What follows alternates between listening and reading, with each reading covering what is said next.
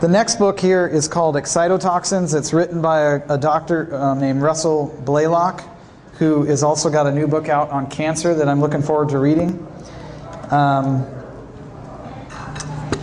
This book I read just this last year, just to tell you about sort of my education process here. It's been over 9 years and I'm still learning a ton. Just like David said, it's a process. Nothing in my 9 years has freaked me out as much as animal protein, which I basically learned, chiefly from the China study, as excitotoxins has by this book. Now, how many people know what an excitotoxin is? Yeah, Miranda knows because she listens to me rant about it all the time. What is in that? I'll just put it to you this way. It's very few things that are packaged do not have an excitotoxin in it.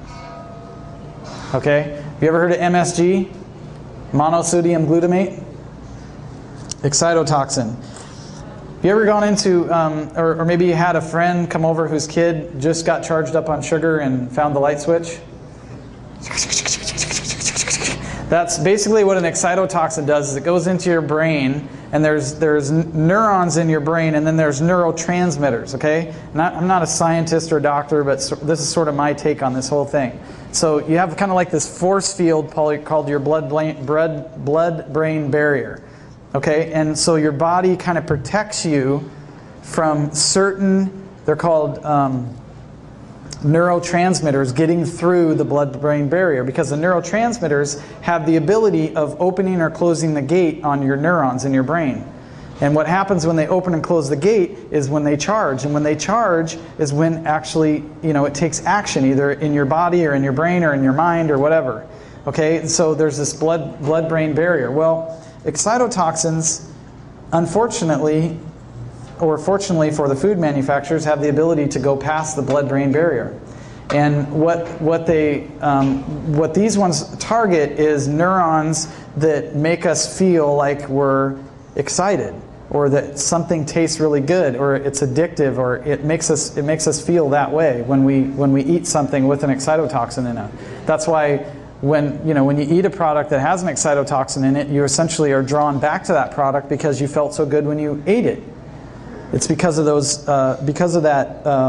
the neurons and what's happening there. And so what normally happens in your brain is zinc and magnesium are responsible for opening and closing the gates on your neurons. So zinc opens the gate and magnesium closes it. And what goes into the neuron to cause it to flash or send out a signal is calcium. And what excitotoxins do is they actually go in and they act like zinc, except for they're bad, and they like hold the gate open. Okay, they like hold the gate on the neuron open so that as much calcium as wants can get in. Instead of just like a little bit of calcium to make the neuron flash, it just like holds the thing open and wedges itself right in the doorway, and the magnesium can't get it closed. And so the calcium's just rushing in, and this, just like the little kid who's flashing the light on and off, the neuron's just going like this for like an hour and a half, and then guess what?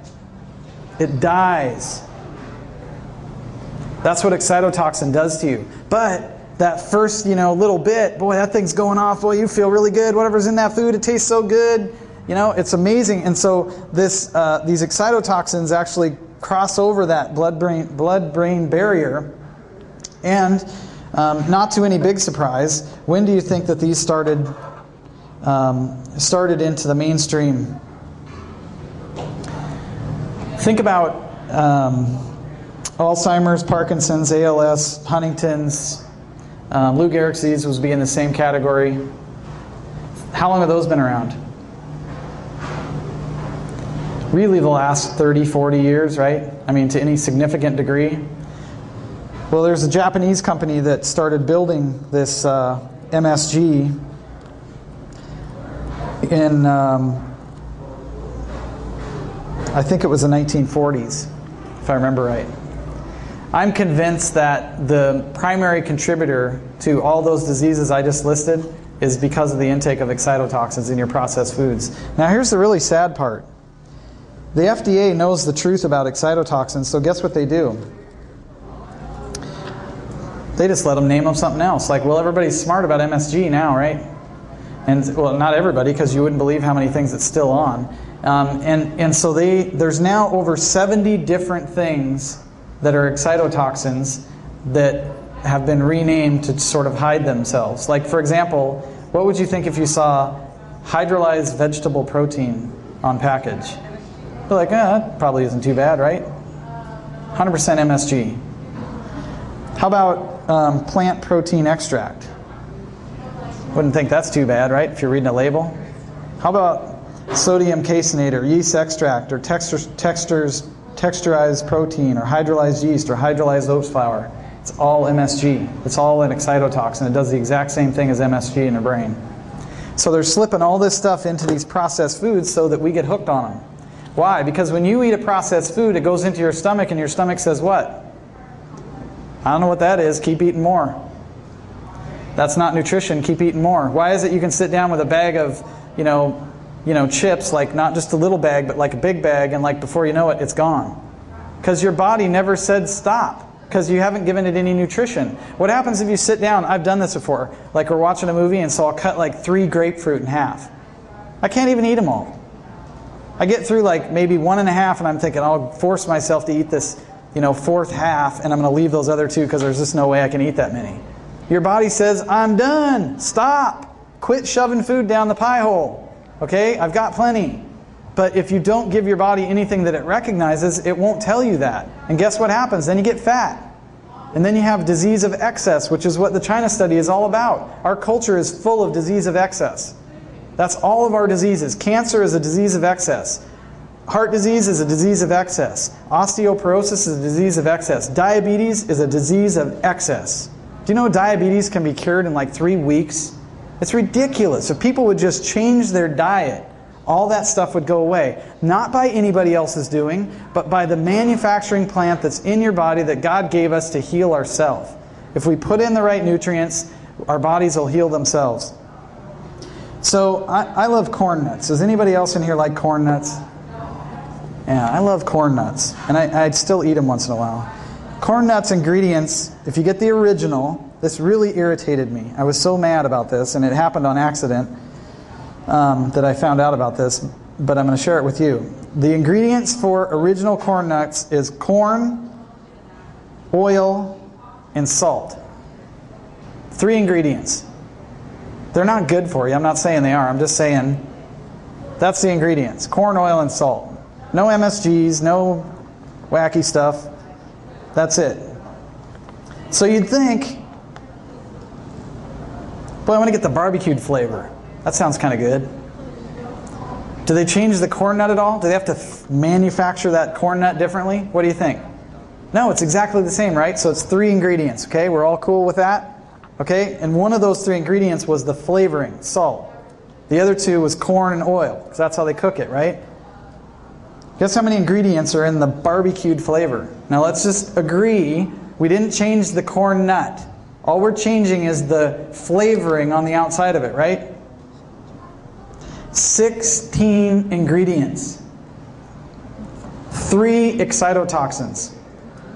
Just to make a barbecued corn nut. You think that's bad? How about caliente, crunchy corn nuts? So irritating.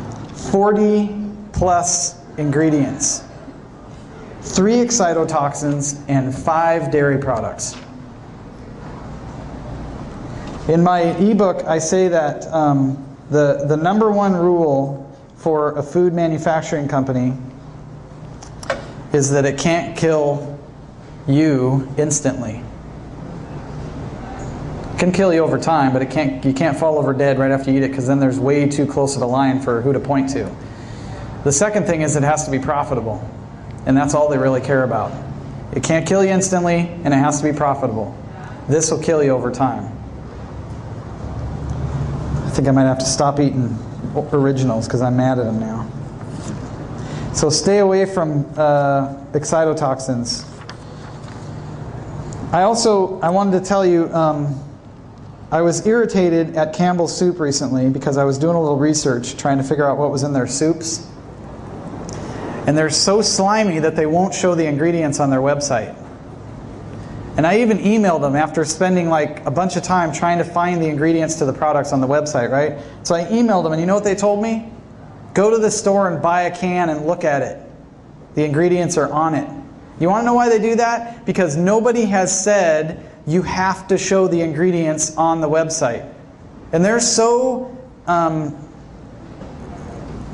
unproud of what is in their product that they won't show it to you on the website. Monosodium glutamate, dried whey, cream, cancer-causing junk. All right.